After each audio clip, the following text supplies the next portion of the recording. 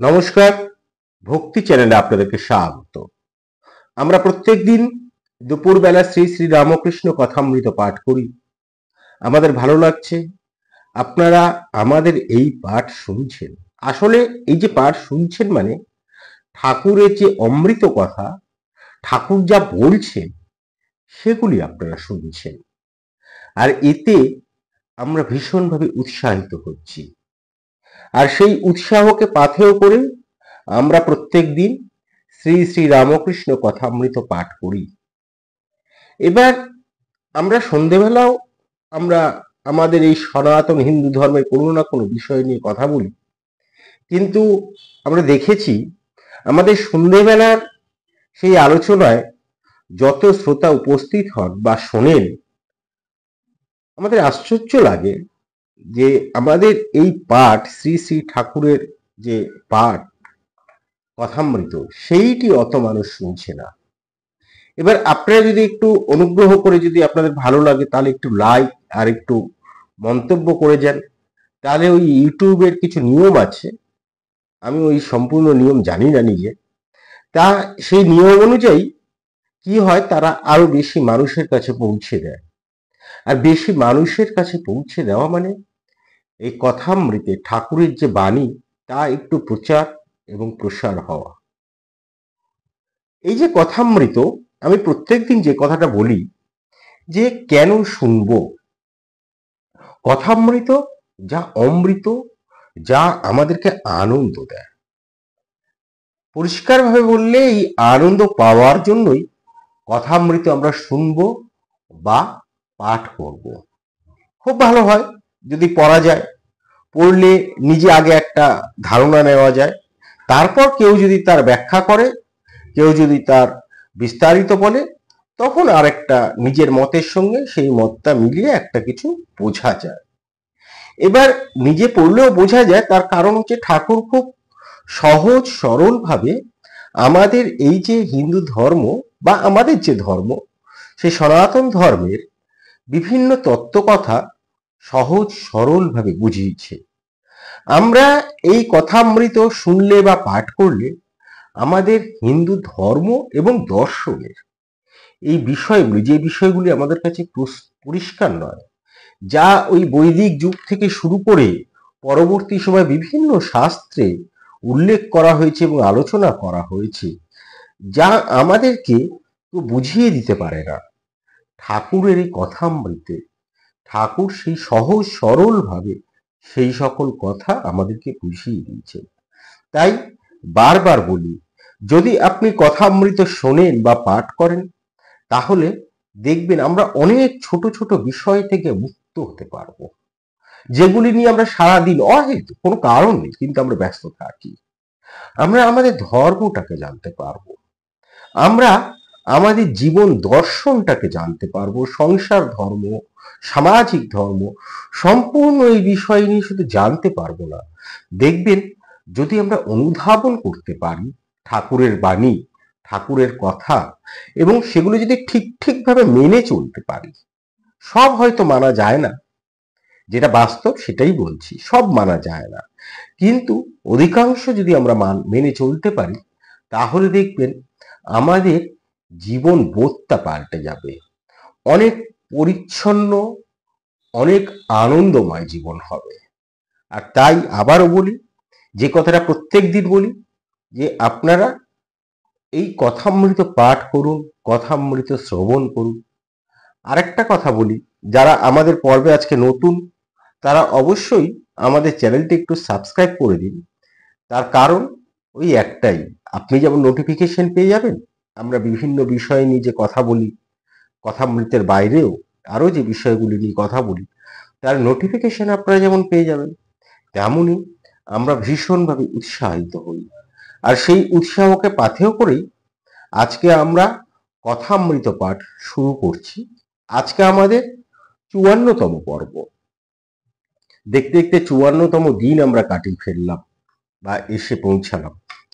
আমরা গতকাল পর্যন্ত ঠাকুরের সঙ্গে যেখানে ছিলাম সেটি হচ্ছে দক্ষিণেশ্বর মন্দিরে, এবং নিত্যগোপাল, রাখাল, রাম, চৌধুরী প্রমুখ যে ভক্তরা রয়েছে সেই ভক্তদের সঙ্গে ঠাকুরের কিছু কথাবার্তা হচ্ছিল, যার মধ্যে দিয়ে আমরা নতুন নতুন কিছু শিখে নিতে পারছিলাম, জেনে নিতে পারছিলাম। এবং শ্রীমা এই যে লিখেছেন, খুব নিখুঁতভাবে, সুন্দরভাবে তার বর্ণনা দিয়েছেন। তিনি শুধু যে ঠাকুর কি বলছেন, কাদের উদ্দেশ্যে বলছেন, সেটুকু তো লেখেননি।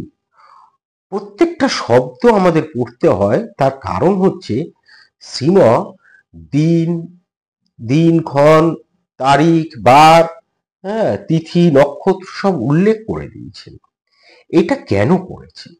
তার কারণ আমরা আসলে যাতে সেই সময়টা পৌঁছে যেতে পারি, যেন সেই মুহূর্তটা আমাদের কাছে জীবন্ত হতে পারে। অর্থাৎ ঠাকুরের বাণী যেন আমরা, ঠাকুরের কথা যেন আমরা অনুধাবন করতে পারি।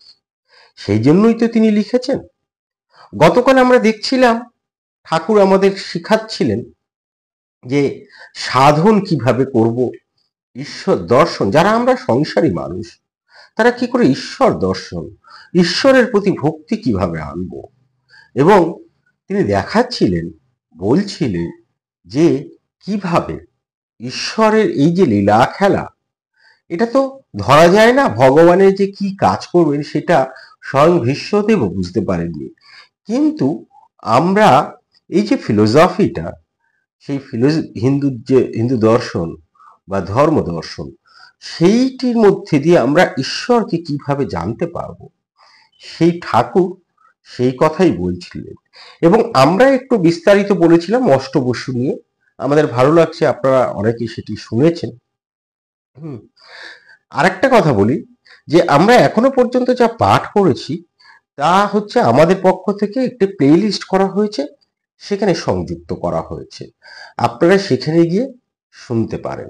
যাই হোক, আমরা আর এই একটা ভূমিকা হয়ে যায় প্রত্যেক দিনে দীর্ঘ, তার মধ্যে না গিয়ে আমরা কালকে যেখানে শেষ করেছি তারপর থেকেই আমরা আজকে শুরু করব, যেখানে ঠাকুর বলবেন, এই শ্রীমা বেশ মোটা মোটা অক্ষরে লিখে দিয়েছেন, অহেতুক ভক্তি।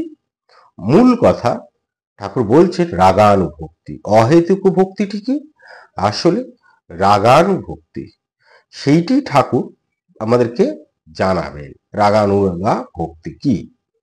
ঠাকুর বলছেন, যদি রাগ ভক্তি হয়, অনুরাগের সহিত ভক্তি, তাহলে তিনি স্থির থাকতে পারেন না।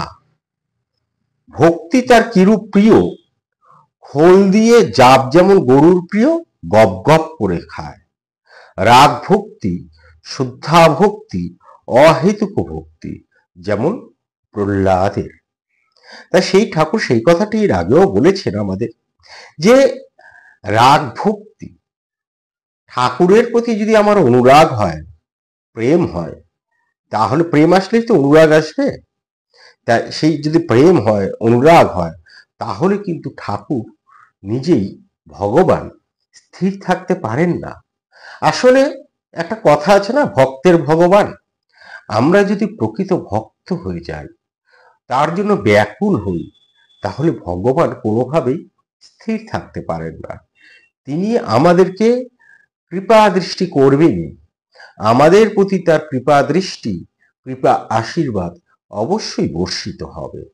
এবং বলছেন, ঠাকুর বলছেন, ভক্তি তার কাছে কিরূপ, যেমন, এবং খুব সহজ সুন্দরভাবে একটা উদাহরণ দিয়েছেন, দেখুন, খোল দিয়ে জাপ যেমন গরুর প্রিয়, ঠিক তেমনই গপ গপ করে খায়, সেরকমই হচ্ছে রাগ ভক্তি, শুদ্ধা ভক্তি, অহেতুক ভক্তি। কোনো কারণ ছাড়াই তাকে যদি আমরা ভক্তি করি, তাহলে ঠিক যেমনটি প্রহ্লাদের ছিল। সেই প্রহ্লাদ কাহিনী আমরা এর আগে বলেছি, আজকে আর তার মধ্যে আমরা যাব না। তা সেই, তাহলে অবশ্যই ঈশ্বর আমাদের প্রতি কৃপা দৃষ্টি করেন। ঠাকুর বলছেন, এই কথাটা বলছেন হচ্ছে ওই ইয়েকে উদ্দেশ্য করে, আমাদের চৌধুরীকে উদ্দেশ্য করে। এই চৌধুরী সদ্য তার পত্নী বিয়োগ হয়েছে, তিনি ঠাকুরের কাছে এর আগেও এসেছেন, কেননা তার মানসিক শান্তিটা দরকার। আর মানসিক শান্তি একমাত্র ঠাকুর দিতে পারেন। যারা ঠাকুরের ভক্ত তারা অবশ্যই এটি জানেন যে একমাত্র ঠাকুর আমাদেরকে যেভাবে মানসিক শান্তি দিতে পারেন কথার মধ্যে দিয়ে, অন্য কেউ পারেন না। তা সেই ঠাকুর বলছেন সেই চৌধুরীকে, তুমি বড়লোকের কাছে কিছু চাও না, কিন্তু রোজ আসো। এখানে বড় লোক বলতে কিন্তু পয়সাওয়ালা লোকের কথা বলা হচ্ছে না। এখানে বড় লোক বলতে বড় হৃদয় যার, মহৎ হৃদয় যার। আর মহৎ হৃদয় কার? যিনি ঈশ্বরকে জানেন। সেই বলছেন, তুমি বড় লোকের কাছে কিছু চাও না, কিন্তু রোজ আসো, তাকে দেখতে ভালোবাসো। জিজ্ঞাসা করলে বলো, আজ্ঞা দরকার কিছু নেই, আপনাকে দেখতে এসেছি। এরই নাম হচ্ছে অহেতুকী ভক্তি। সেরকমই আমরা এই যে আমাদের মূর্তি, এই সাকার নিরাকার নিয়ে অনেক দ্বন্দ্ব রয়েছে, কিন্তু কেন আমরা সাকারের দিকে, আমরা যারা গৃহী ভক্ত তারা কেন সাকারকে পেছে নিই? তার কারণ এই যে আমাদের আরাধনা করতে, পূজা করতে, নিজেকে সমর্পণ করতে আমাদের সুবিধা হয়। তার কারণ হচ্ছে আমরা সেই বেদান্তের জ্ঞান তো দর্শন মানে লাভ করতে পারি না বা চর্চা করতে পারি না। লাভ আমরা হয়তো একটা সময় করতে পারবো, চর্চা তো করতে পারি না। তাই একটি যদি আমাদের কাছে মূর্তি থাকে তখন আমাদের সুবিধে হয়। মনে হয় তাকে একটু পুজো দিয়ে, যে সকালবেলা উঠে তার মুখটা একটু দর্শন করলাম, তাতে আসলে তাকে একবার স্মরণ করলাম। আবার দিনের শেষে এসে যখন তার সামনে দাঁড়িয়ে বা কাজের মধ্যে দিয়ে যখন আমরা বলি, মা আমাকে একটু দেখো, আর তো পারি না, আসলে কি হচ্ছে, তাকে একটু আমরা স্মরণ করতে পারছি। তাই মূর্তি থাকাটা আমাদের কাছে খুব জরুরি, জরুরি বলবো, আমাদের একটু সুবিধে হয়। তা সেই বলছে, আর এই যে আমরা যখন এই ঈশ্বরের কাছে যাচ্ছি, তাকে ভক্তি প্রদর্শন করছি কোনো কারণ ছাড়াই, কেননা আমার চাওয়ার কিছু নেই, কেননা আমি যেটা চাইবো সেটা তো তিনি জানেন, ফলে আমরা কিছু চাইবো না। ঠাকুর বলছেন কিছু চাওয়ার দরকার নেই। এইটি হচ্ছে অহেতুকী, অর্থাৎ হেতু কারণ ছাড়া ভক্তি। তুমি ঈশ্বরের কিছু কাছে কিছু চাও না, কেবল ভালোবাসো। এই বলেই তিনি ঠাকুর একটি গান গাইছেন। আমরা সেই গানটি কাব্যাকারে পড়ব, এবং খুব অসাধারণ একটি গান। গানটির বিশ্লেষণ যদি আমরা করি, পরে কোনো একটা সময় আমরা করব। এই কেবল এই কথামৃতের গানগুলি নিয়ে হয়তো একটি পর্ব আমরা করব বা করার ইচ্ছে রয়েছে। এবং এইটি বেশ কয়েক বছর আগে এটি ওই রামকৃষ্ণ মিশন থেকে, বেলুর মঠ থেকে এই কথামৃতের গানগুলি নিয়ে একটি ক্যাসেট বেরিয়েছে, মহারাজ করেছেন। এখন বিভিন্ন, সেদিন আমি শুনছিলাম, এখন যে গানের বিভিন্ন অ্যাপস হয়েছে, সেখানে গিয়ে সার্চ করলেই পাওয়া যায় কথামৃতের গান। এইভাবে যদি সার্চ করা যায়, ওই বিভিন্ন অ্যাপসের মধ্যে, গানের তো অনেকগুলো অ্যাপস আছে এখন, সেখান থেকে শোনা যায়, শুনে দেখবেন, ভালো লাগবে। তা সেই কথামৃতের গানটি যেটি আমরা আসলে কাব্যাকারে পড়ব, তিনি বলছেন, গান গাইছেন, আমি মুক্তি দিতে কাতর নই, শুদ্ধা ভক্তি দিতে কাতর হই। আমার ভক্তি যেবা পায়, তারে কেবা পায়, সে যে সেবা পায়, হয়ে ত্রিলোক জয়ী। শুনো চন্দ্রাবলী ভক্তির কথা কই, মুক্তি মিলে কভু মুক্তি মিলে কই। ভক্তির কারণে পাতাল ভবনে, বলির দ্বারে আমি দাঁড়ি হয়ে রই। শুদ্ধা ভক্তি এক আছে বৃন্দাবনে, গোপ গোপী বিনে অন্যে নাহি জানে। ভক্তির কারণে নন্দের ভবনে, পিতা জ্ঞানে নন্দের বাধা মাথা বই। তা এই যে গানটি ঠাকুর গাইলেন, এবং গেয়ে এর এক লাইনের একটি ব্যাখ্যা দিয়েছেন। মূল কথা, ঈশ্বরে রাগানুগা আর বিবেক বৈরাগ্য। এই বিবেক কি, এই বৈরাগ্য কি, এটি আমরা এর আগে একটি পর্বে কথা বলেছি। আজকে আমরা সেই আলোচনায় গিয়ে দীর্ঘায়িত করলাম না। আর এই যে ঠাকুর যখন এই গানটি গাইলেন, তারপরেই চৌধুরী মশাই জিজ্ঞাসা করলেন ঠাকুরের কাছে, মহাশয়, গুরু না হলে কি হবে না? শ্রী রামকৃষ্ণ সচ্চিদানন্দই গুরু। এই যে কথাটা, সচ্চিদানন্দ কথা, ঠাকুর নন্দ এই শব্দটা ঠাকুর বারবার উচ্চারণ করেছে। সচ্চিদানন্দ কি? সৎ চিৎ আনন্দ। সৎ কি? সৎ হচ্ছে যা সত্য, যা নিত্য, সেটিই হচ্ছে সৎ। এবং এইখানে সেই পরম সত্তাকে বোঝায়, যা হচ্ছে সর্বদা বিদ্যমান, সর্বত্র সর্বদা বিদ্যমান, এবং যার কোনো পরিবর্তন নেই, অর্থাৎ নিত্য, যার কোনো শেষ হয় না। আর চিৎ, এই চিৎ হচ্ছে জ্ঞান। চিৎ হচ্ছে চেতনা, আর চেতনা মানেই হচ্ছে জ্ঞান। এখানে কি, এটি হচ্ছে সেই পরম জ্ঞান বা চেতনা বা চৈতন্য, যা যা হচ্ছে সব কিছুকে আলোকিত করে। আর আনন্দ হচ্ছে এই যে তাকে জানাটাই আনন্দ, পরমানন্দ। হুম তা এটি হচ্ছে আনন্দের একটি অনুভূতি, সেই আনন্দ যা আমাদের দুঃখ কষ্টের অতীত। সুতরাং সচ্চিদানন্দ হলো সেই সত্যটি বা সেই জ্ঞান, যেখানে সেই সত্য, জ্ঞান আর আনন্দ একত্রিত হয়ে আমরা পরম সত্তার স্বরূপকে বুঝতে পারি, বা যে প্রকাশ পরম সত্য, সেই পরম স্বরূপ, সত্তার যে স্বরূপের প্রকাশ, তাই হচ্ছে সচ্চিদানন্দ। আর এই যে বলছেন চৌধুরী মশাই, যে বলছেন মহাশয়, গুরু না হলে কি হবে না? শ্রী রামকৃষ্ণ বলছেন এই জ্ঞান যার মধ্যে আছেন তিনি হচ্ছেন সেই গুরু।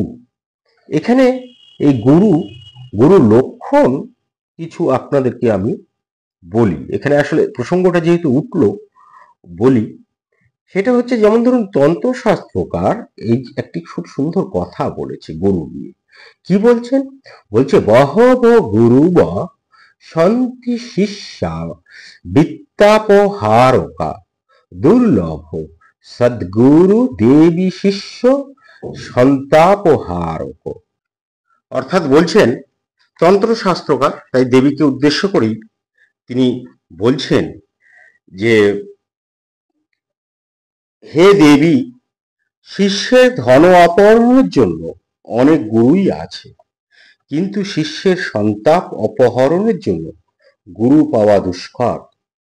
গুরু কবল হইতে নিষ্কৃতি পাওয়া আজকাল কিন্তু একরকম অসম্ভব হয়ে পড়েছে। আপনারা দেখবেন চারিদিকে অনেক গুরুদেব তৈরি হয়েছে, যাদের মধ্যে গুরুর কোনো লক্ষণই নেই। গুরুর লক্ষণ, তাহলে গুরুর লক্ষণ কি? গুরুর লক্ষণ নিয়ে অথর্ববেদে খুব সুন্দর বলছে। অথর্ববেদ বলছে আচার্য ব্রহ্মচর্যেন ব্রহ্মচারীন মিচ্ছতে। অর্থাৎ গুরুকে ব্রহ্মচর্য অবলম্বন করতে হবে, তারপর ব্রহ্মচারী ও শিষ্য লাভের ইচ্ছা করিবে। শুধু তাই নয়, গুরুর আরো কিছু গুণ এইখানে বলা হচ্ছে। সেই গুণগুলো আপনাদেরকে যদি আমি একটু সংক্ষেপে বলি, হয়তো একটু সময় চলে যাচ্ছে, কিন্তু যদি শেষ পর্যন্ত শুনুন ভালো লাগবে।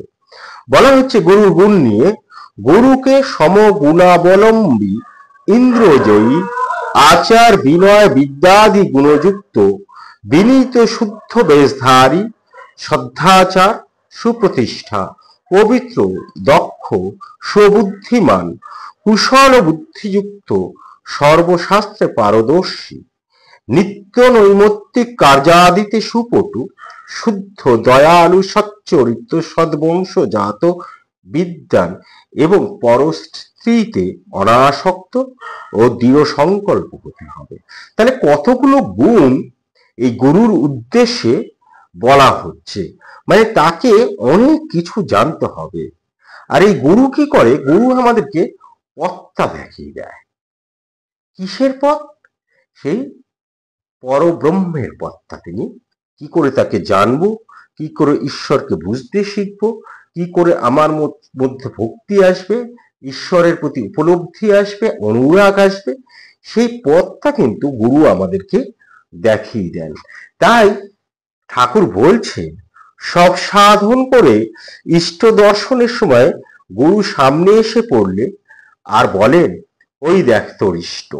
তারপর গুরু ইষ্টে লীন হয়ে যান। যিনি গুরু তিনি ইষ্ট। গুরু খেয়েই ধরে দেন। ওই যে বললাম ধর্তা এটা দিয়ে দেয়, অর্থাৎ গুরু আমাদেরকে পথটা দেখিয়ে দেয়। এরপর নিজের সেই চর্চার মধ্যে দিয়ে উন্নতি করতে হয়। আমাদের এই যে যখন আমাদের ভগবান এই দেহটা পাঠিয়েছে, তখন আমাদের এই দেহের মধ্যে এবং আমাদের মনের মধ্যে আমাদেরকে 3টি গুণ আর 6টি রিপু পাঠিয়ে দিয়েছিলেন। সত্য, রজ, তম এই 3টি গুণ যেমন পাঠিয়েছেন, তেমনি কাম, ক্রোধ, লোভ, মোহ, মদ অর্থাৎ অহংকার এবং মৎসর্য অর্থাৎ হিংসা আমাদের মধ্যে পাঠিয়ে দিয়েছেন। এবং এইটা তিনি পাঠিয়েছেন ওই যে ঠাকুরই বলেছেন লীলা খেলা করবেন বলে।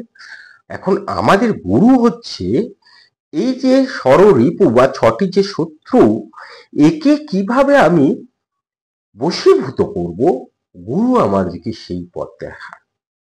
আর একে যদি আমি বশীভূত করতে পারি, তাহলে আমার মধ্যে যদি তমোগুণ থাকে বা রজোগুণ থাকে, তাহলে সেইখান থেকে নিজের মনকে ধীরে ধীরে ধীরে ধীরে সত্যগুণে নিয়ে যেতে পারব। এবং এটি সম্ভব, এটি দীর্ঘ চর্চার মধ্যে দিয়ে, এটি কিন্তু অসম্ভব কিছু না, এটি সম্ভব। তা সেইটি যখন আমি সত্যগুণের অধিকারী হতে পারি, তখনই আমার মধ্যে ভক্তি আসে, বা ভক্তির মধ্যে দিয়েও আমরা এই সত্যগুণে যেতে পারি। আর তখনই আমরা যারা গৃহী ভক্ত, ঠাকুর এই কথামৃত কিন্তু বেশিরভাগটা আমাদের এই যারা গৃহী ভক্ত তাদের উদ্দেশ্যে বলেছেন। তখনই তাদের মধ্যে কি হয়, একটা একটা জানার বোধ জেগে ওঠে, একটা ধারণা হয় ঈশ্বর নিয়ে, এবং তাকে আস্তে আস্তে আস্তে আস্তে জানা যায়, উপলব্ধি করা যায়। সেই বলছেন ঠাকুর, অনন্ত ব্রত করে কিন্তু পূজা করে বিষ্ণুকে, তার মধ্যে ঈশ্বরের অনন্ত রূপ। যেখানে যিনি সর্বত্র সর্বব্যাপিত্র, অর্থাৎ সর্বভূতে যিনি আছেন, সর্বত্র যিনি আছেন, হ্যাঁ, তিনিই তো বিষ্ণু। সেই বলছেন ঠাকুর, তারই মধ্যে ঈশ্বরের অনন্ত রূপ।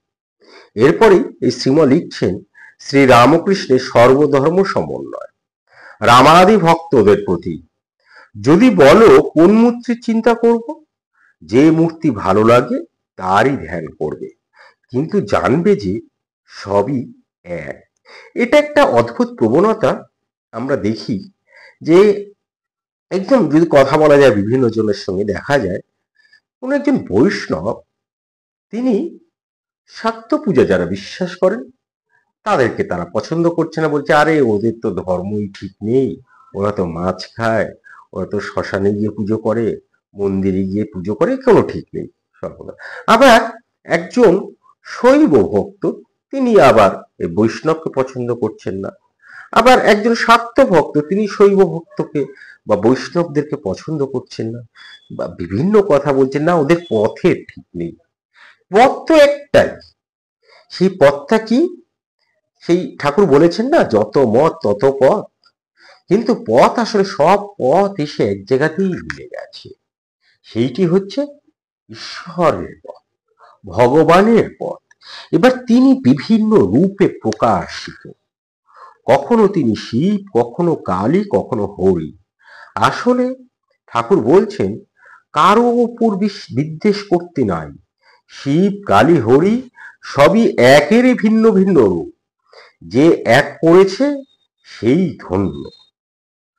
এবং তারপরেই সেই অসাধারণ কথাটা বলছেন, বহিঃশৈব হৃদয়ে কালী, মুখে হরি বল।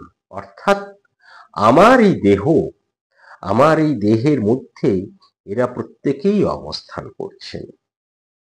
তারপরে খুব উদারভাবে একটি কথা আমাদেরকে বলছেন, একটু কাম ক্রোধাদি না থাকলে শরীর থাকে না, তাই তোমরা কেবল কমাবার চেষ্টা করো। খুব সহজভাবে আমাদেরকে একটা জিনিস বুঝিয়ে দিলেন। কি বোঝালেন? এই যে আমরা যখন ষড়রিপুর কথা শুনি, কাম, ক্রোধ, লোভ, মোহ, মদ, মাৎসর্য, তখন আমরা ভাবি যে আরে একে জয় করব কি করে, এ তো খুব কঠিন ব্যাপার, আমি তো পারবো না, আমি তো কি করে ঈশ্বরকে তাহলে জানতে পারবো, আমার মধ্যে তো সদ্গুণ প্রকাশিত হবে না, ইত্যাদি ইত্যাদি ভয় পেয়ে যাই। প্রথমেই আমাদেরকে অনেক দেখবেন আধ্যাত্মিক মানুষ আছে, গুরুদেব আছে, তারা প্রথমেই ভয় দেখিয়ে দিল, কিন্তু এখানে তো এবং এবং নির্দেশ দিয়ে দেয়। কি নির্দেশ দেয়? এইটা করো না, ওইটা করো না। আমাদের এই যে ঠাকুর, যারা ঠাকুরের ভক্ত, তারা দেখেছেন যে ঠাকুর এত কঠিন নয় এবং কখনো নির্দেশিকা জারি করে দেয় যে এই করো না, ওই করো না, সেই করো না, এখানে যেও না, ওখানে যেও না। ঠাকুরের মধ্যে অসম্ভব একটা উদারতা ছিল। তিনি জানতেন আমরা গৃহী ভক্ত, তাই এবং কথামৃত বেশিরভাগটাই গৃহী ভক্তদের উদ্দেশ্যেই বলা। এবং সেই জন্য তিনি দেখবেন এর আগে বলেছেন যে অহংকার, এই যে রিপু অর্থাৎ অহম্বোধ, এই আমিটাকে তো সরানো যায় না, তাই তিনি আমিটাকে ঘুরিয়ে দিচ্ছেন। বলছে ঘুরিয়ে নাও, কোন দিকে? ঈশ্বরের দিকে। যে আমি তোমার ভক্ত, আমি তোমার দাস, আমি তোমার সেবক। তাহলেই দেখুন আমিটাও রইল, অথচ আমি রইল না। আবার সেরকমই ঠাকুর আজকে বলছেন কাম ক্রোধাদি এ কিন্তু শরীরে না থাকলে শরীর থাকে না। আমাদের শরীরে, এই কথাটি বলছিলাম আগে, যখন ভগবান আমাদেরকে পাঠিয়েছেন তখন তো এগুলো নিয়েই পাঠিয়েছেন, তাই না? ফলে এগুলো যদি না থাকে তাহলে তো আমাদের শরীর থাকবে না। আমাদের কাজ হচ্ছে একে বশীভূত করা। আর এই বশীভূতটা কিভাবে করব? খুব সুন্দর পরিষ্কার ভাবে ঠাকুর বলে দিচ্ছেন যে তাই তোমরা কেবল কমাবার চেষ্টা করবে। আর যদি এই চেষ্টাটা করি তাহলেই দেখবেন আমরা এই ষড়রিপুকে বশে আনতে পারছি। এবার ঠাকুর কেদারকে দেখিয়া বলিতেছেন ইনি বেশ নিত্যও মানেন, লীলাও মানেন, একদিকে ব্রহ্ম, আবার দেবলীলা মানুষ লীলা পর্যন্ত। কেদার বলেন যে ঠাকুর মানুষ দেহ লইয়া অবতীর্ণ হইয়াছেন। সত্যিই তাই। এই যে আমাদের মধ্যে ভগবান কখন প্রকটিত হন? যখন আমাদেরকে শুদ্ধ করতে চান, যখন আমাদেরকে শেখাতে চান, জ্ঞানের আলোকে নিয়ে যেতে চান, তখনই তো তিনি প্রকটিত হন। আর ঠাকুর সেই কাজটি করেছেন। তিনি হচ্ছেন যুগাবতার। তা সেই কাজটি করেছেন, আমাদের চেতনাকে তিনি শুদ্ধ করে দিয়েছেন। তাই কেদার বলেন যে ঠাকুর মানুষ দেহ লইয়া অবতীর্ণ হইয়াছেন। এরপরে আবার একটি বেশ মোটা মোটা করে লিখেছেন, মোটা অক্ষরে লিখেছেন, আমরা কথামৃতে দেখতে পাচ্ছি। কতগুলো ছোট ছোট হেডিং আছে, সেগুলোকে আমি মোটা অক্ষর বলছি যে সন্ন্যাসী ও কামিনী ভক্তা স্ত্রীলোক। তার নিত্যগোপালকে দেখিয়া ঠাকুর ভক্তদের বলিতেছেন এর বেশ অবস্থা। কি অবস্থা? তুই যে সেখানে বেশি যাস নে, কখনো একবার গেলি, ভক্ত হলেই বা মেয়ে মানুষ কিনা, তাই সাবধান। সন্ন্যাসীর বড় কঠিন নিয়ম, স্ত্রীলোকের চিত্রপট পর্যন্ত দেখবে না। এটি সংসারী লোকেদের পক্ষে নয়। এই যে সন্ন্যাস, এই সন্ন্যাস কিন্তু মানে আপনাদের সংসারী লোকের জন্য কিন্তু সন্ন্যাস নয়। সন্ন্যাস কি? সন্ন্যাস হচ্ছে যিনি সম্যক রূপে সবকিছু ন্যাস করেছেন, তিনিই তো সন্ন্যাসী। ন্যাস মানে কি? ন্যাস হচ্ছে ত্যাগ, এবং সম্যক রূপে যে ত্যাগ তাই হচ্ছে সন্ন্যাস। এই ত্যাগটা কি? এই ত্যাগটা বিষয় বাসনা সংসার ত্যাগ, সবকিছুর নাম, সবকিছু এই ত্যাগের মধ্যে থাকে। তা এটা একটি কঠিন পথ। এই সন্ন্যাস নিয়ে পরবর্তী সময় আমরা একটি আলাদাভাবে পর্ব করব। তা সন্ন্যাসীর বড় কঠিন নিয়ম, এমনকি এই সন্ন্যাসী যেহেতু ত্যাগ করেছেন এবং কোনোভাবেই যাতে মোহগ্রস্ত না হয়, তাই স্ত্রীলোকের চিত্তপট পর্যন্ত তিনি দেখবেন না। এটি কিন্তু সংসারী লোকেদের পক্ষে নয়। আমরা তো সংসারী, আমাদের পক্ষে এই কঠিন পথটা বেছে নেওয়া খুব কঠিন। তাই আবারও বলি যে ঠাকুর যে কথাটা যার জন্য বলেছেন বারবার, সেটা হচ্ছে এই কথামৃতে আমাদের কি শেখায়? ভক্তি পথটা শেখায়, ভক্তি মার্গটা শেখায়। হ্যাঁ, তা সেই ঠাকুর বলছেন স্ত্রীলোক যদি খুব ভক্ত হয় তবু মেশামেশি করা উচিত নয়। জিতেন্দ্রিয় হলে, অর্থাৎ আমাদের যে এই যে 5টি ইন্দ্রিয় আছে, আমরা মনে করি এই 5টি ইন্দ্রিয়ই সব। হ্যাঁ, এই 5টি ইন্দ্রিয় দিয়ে আমরা উপলব্ধি করতে পারি, আমরা দেখতে পারি, আমরা এর রূপ, রস, গন্ধ, এই প্রকৃতি নিতে পারি। আর তাতেই যেটা হয়, মায়া আমাদেরকে ঘিরে ধরে। আমরা মোহে আক্রান্ত হই। মায়া আমাদেরকে, মায়াটা কি? মায়া হচ্ছে ঈশ্বর আর আমি, এর মাঝখানে একটি আড়াল। এই আড়ালে আমরা কিছুতেই টপকে যেতে পারি না। জিতেন্দ্রিয় কিন্তু তারা এই সবের ঊর্ধ্বে উঠতে পারে। এবার সেই ঠাকুর বলছেন, জিতেন্দ্রিয় হলেও লোকশিক্ষার জন্য ত্যাগীর এসব করতে হয়। একজন সন্ন্যাসী তো জিতেন্দ্রিয়। হুম, তা সেই লোকশিক্ষার জন্য কিন্তু সেই ত্যাগী যিনি, ত্যাগীকে এইসব করতে হয়। অর্থাৎ স্ত্রী লোকের থেকে সে যদি খুব ভক্ত হয়, সেখান থেকে দূরে থাকতে হয়। তার মানে কি ঠাকুর স্ত্রী বিদ্বেষী ছিলেন? বলছে না, তার জন্য কিন্তু ঠাকুর স্ত্রী বিদ্বেষী নয়। তিনি স্ত্রীকে মা হিসেবে সম্মান জানিয়েছেন। এবং একটি জায়গায় তিনি ঠাকুর বলছেন যে এই যে স্তন, এই স্তন যে কোনো স্ত্রী লোকের স্তনই হচ্ছে তার কাছে মাতৃস্তন। এত এই অসাধারণ সম্মান স্ত্রী লোককে আমরা খুব কমই দেখেছি। সহজ সরল কথায় এত স্ত্রীলোককে এরকম ভাবে সম্মানিত করতে খুবই কমই দেখেছি। কিন্তু তারপরেও ঠাকুর স্ত্রীলোকের থেকে দূরে থাকতে বলছে। আসলে আমাদের মন যাতে, আমাদের মনের ওই যে রিপু, বারবার যে রিপুর কথাটা আসে, হ্যাঁ, এখন দেখুন এই ধর্মচর্চা করব এবং ঈশ্বর আলোচনা করব, এবং ঈশ্বর আমাদেরকে যা দিয়ে পাঠিয়েছেন, যে উপাদান দিয়ে, ওই ষড়রিপু আর এই ত্রিগুণ, 3টি গুণ, তা তো বারবার ফিরে ফিরে আসবেই, তাই না? তা সেই সেই রিপু, কাম রিপু যদি আবার ঘুরে আসে আমাদের মধ্যে, আমাদের মধ্যে যদি আবার সেই লোভ, মোহ, এগুলো যদি চলে আসে, তিনি ভক্তদেরকে আগলে আগলে রাখতে চেয়েছেন ঠাকুর। তাই বলছেন যিনি জিতেন্দ্রীয়, তারও পক্ষে কিন্তু এই স্ত্রী লোক যদি খুব ভক্ত হয়, তার সঙ্গে মেলামেশা করা উচিত নয়। সাধুর 16 আনা ত্যাগ দেখলে অন্য লোকে ত্যাগ করতে শিখবে। আমাদের একটা দৃষ্টান্ত দরকার হয়। আমাদের সামনে একটা উদাহরণ থাকলে দেখবেন আমাদের চলতে খুব সুবিধা হয়, বুঝতে খুব সুবিধা হয়।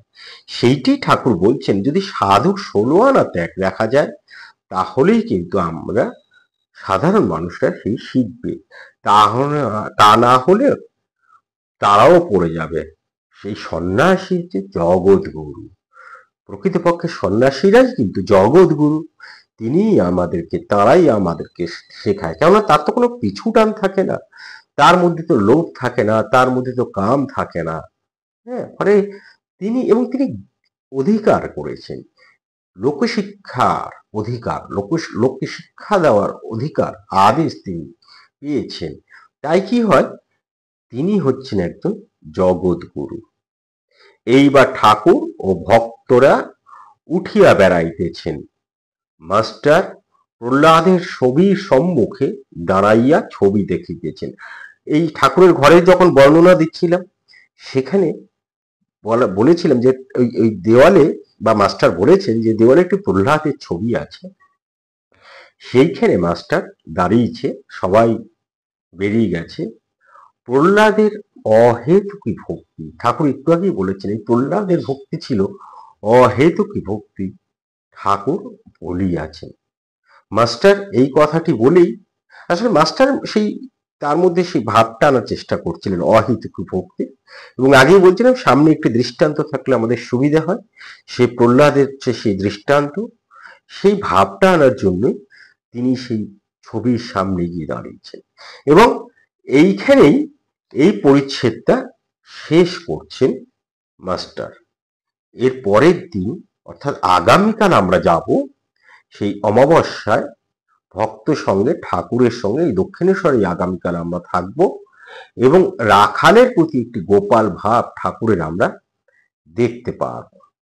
এবং এখানে সংসার নিয়ে নিষ্কাম দ্বারা চিত্ত শুদ্ধির জন্য কি করা উচিত, সংসারে আমরা কেমন ভাবে থাকবো, এই নিয়ে ঠাকুর আবার আমাদেরকে জানাবেন। আপনারা আসবেন। যদি ভালো লেগে থাকে তাহলে অবশ্যই একটি লাইক এবং একটি মন্তব্য আমরা আশা করি। আর যারা নতুন, আবারও বলি, তারা আজকের পর্বে যারা নতুন তারা অবশ্যই আমাদের চ্যানেলটি সাবস্ক্রাইব করে দিন, তার কারণ আমরা ভীষণভাবে উৎসাহিত হই। আজকে এ পর্যন্তই। ভালো থাকবেন, ভালো রাখবেন, নিজে আনন্দে থাকবেন, অন্যকে আনন্দিত রাখবেন। ধন্যবাদ, নমস্কার।